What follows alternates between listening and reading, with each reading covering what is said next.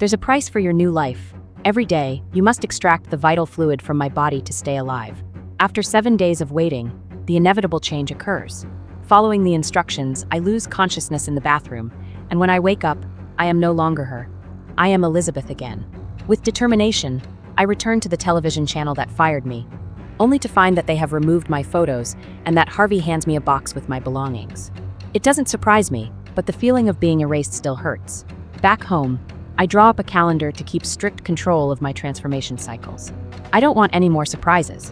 I also check a package with the substance, where I am informed that my refill kit is now available in my locker. Without wasting time, I go to pick it up and leave it in the bathroom. My routine becomes increasingly monotonous and gray, a stark contrast to Sue's vibrant energy. When she takes control again, she perceives it with disdain. Determined to change it, she explores our home and conceives an idea: to create a secret space within the bathroom. With skill and speed, she begins to modify the place. The noise draws the attention of a neighbor, but when he approaches to complain and encounters the radiant Sue, his complaints disappear, transforming into a clumsy attempt at seduction that, of course, leads nowhere. Shortly after, Sue takes me to her new clandestine refuge, built with surprising speed and precision.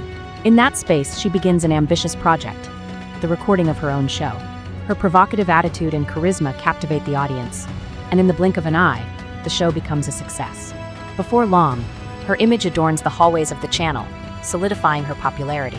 That night, Sue decides to go out and enjoy her freedom. She knows that I will soon wake up, so she says goodbye to me with an ironic piece of advice: that I eat more slowly. In the middle of the party, she meets Troy, an attractive young man whom she takes home with obvious intentions. However, just as they are in the midst of an intimate encounter, my body begins to deteriorate rapidly. The lack of substance affects us both. Sue also suffers the consequences, with blood flowing from her nose and a feeling of increasing weakness.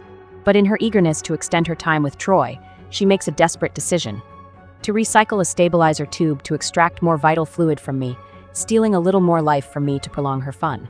When I finally wake up, the disaster that Sue has left in her wake hits me immediately. But even more worrying is the effect that her abuse has had on my body. My right hand looks withered and aged, an alarming sign that something has gone terribly wrong. Desperate, I contact the substance's customer service and explain my situation. The response is blunt: the damage is irreversible.